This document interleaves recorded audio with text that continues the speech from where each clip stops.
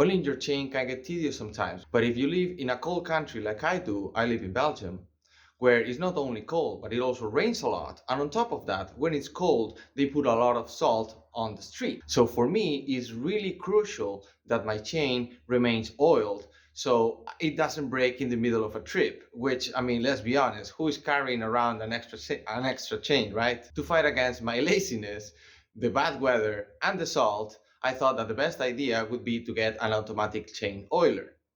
And I got a Tutoro chain oiler. And that's what we're going to be checking out today. I'm going to show you what's inside, and also I'm going to show you how do I install it in my SV650. But first, I'm going to tell you why I chose this one and not any of the others from the competition. The main reason is because it's simpler. It has less moving parts. So the less parts, the less chances that something breaks. It doesn't have any extra electric stuff. It doesn't require me to chop on my vacuum hose from a carbureted bike. In this case, my bike is not carbureted, but if you had one, you would not have to worry about that. The way it works is simply by using the vibrations of the motorbike. It has a diaphragm inside of the tube, which I will show you later, which with the vibrations opens and allows the air pressure from the atmosphere to push the oil down towards the wheel. So enough rambling, I'm gonna tell you if it ends up working or not, so let's look at what's inside the box. In the box we have the instruction manual with a sticker. This is a little bag so you can put it on top when you wash the bike, because it's very important that water doesn't leak inside of the unit itself. This is the tube that will guide the oil towards the sprocket. This is the part that would actually contact the sprocket itself. Okay, this part, the orange part, is the one that has to be the closest to the chain and the sprocket, okay? More zip ties that I would ever need. This is just some mounting hardware, so you can put it to the frame of your bike. These are some guides for the tube itself, and it also comes with an alcohol pad to clean it, I guess. This is the guide to put it in the perfect position. The oil itself, and I guess like a bottle if you're going away. This is the magnet that is going to prime the system. And now we're going to take a look at the unit itself. But before, remember that the stone plate does not come by default with the Trek kit, which is what I bought. So I got it as an extra because I thought that it looks cool. And I mean, at the same time, I don't want a rock, you know, to break my unit. So why not? If you open the unit, you will find this metallic part. Okay, so when the part goes up, in this case, when it moves to the right, it's going to open the system. So it's going to allow for the oil to go down, which goes down through this nozzle here. And when it's down, it closes the system.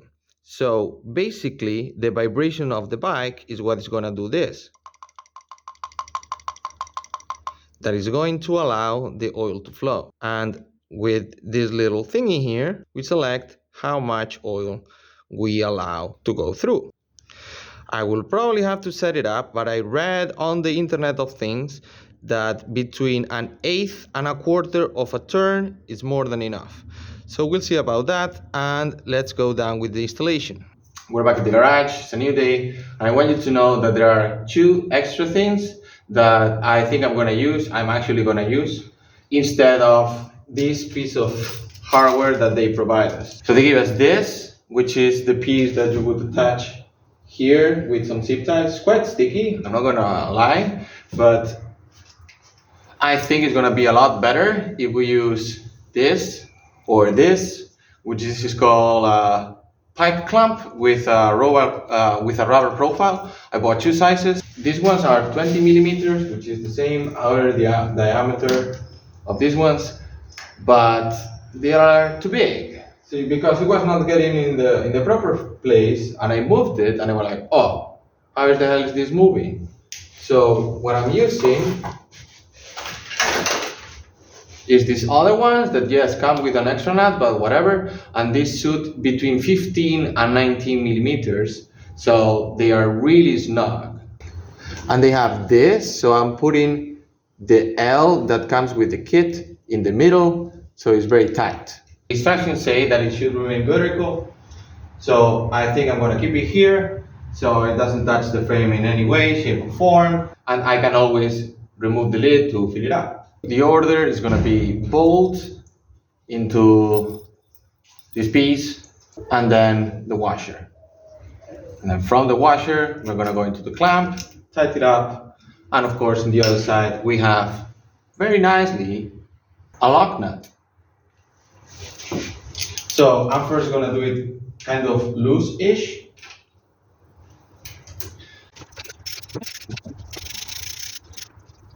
Now we're going to repeat the same procedure, but just attaching the reservoir. And I'm so happy that I attach it loosely first to the frame because it's gonna make my life so much easier now.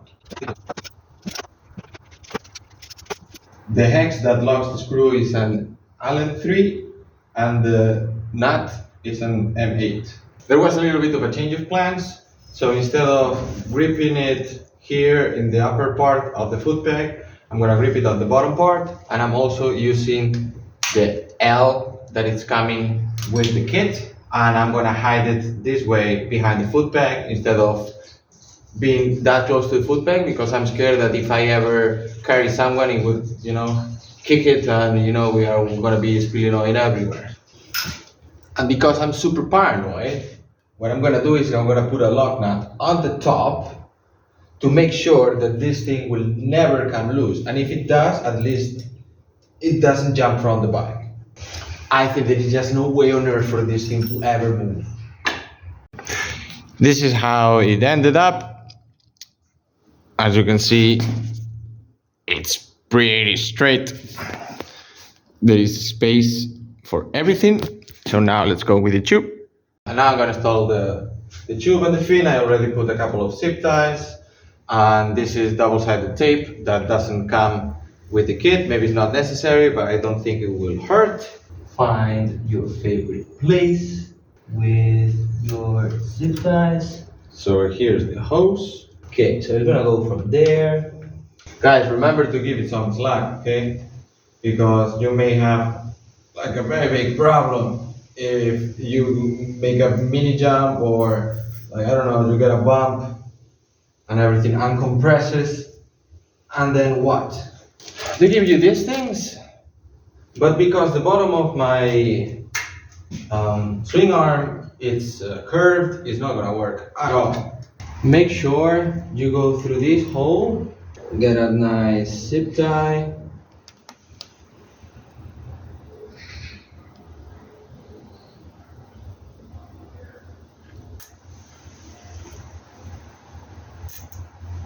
Just a few extra zip ties to make it look neat. Where is the center? Like 1 centimeter of two more. Let's say 1.5. Not for you, not for me. So that would be, let's say around here. Let's cut a little bit too less than what I think I need to cut. If I need to cut again, so be it.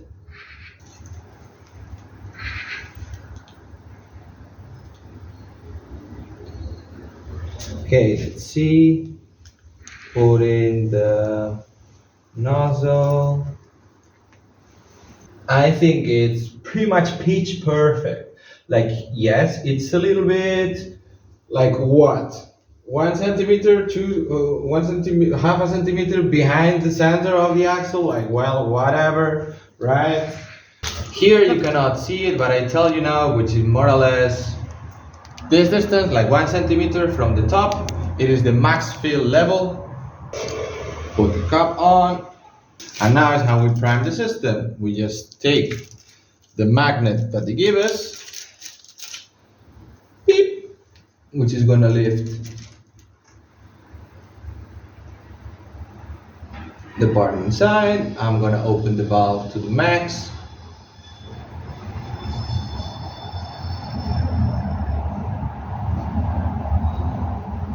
So that it hopefully starts coming.